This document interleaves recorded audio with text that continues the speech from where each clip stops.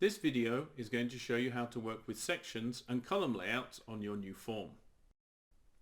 When you create a new form, you start with a single section called Section 1. You can rename this, and you can even give it a description if you want.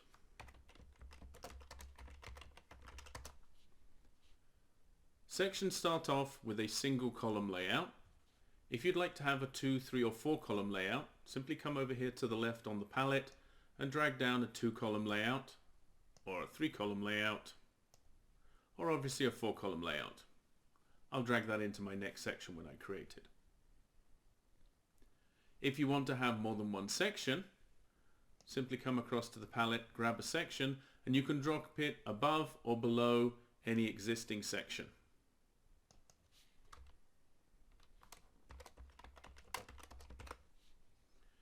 And similarly, I can drag down a 4 column layout for this section. You can reorder your sections. Simply grab this section and drop it there. See, my more info, my basic info have swapped places. I'll put them back. So sections, you can add them, remove them. To remove a section, simply click on the trash can icon on the section. Similarly, for a column layout, you can remove it by clicking on the trash can icon on its little menu. The other thing I want to show you is you can control the relative widths of the columns. For a 2 column layout, the default is 2 equal width columns, so 50%, 50%. I can have a wider left column, 75% left width, 25% on the right, or vice versa.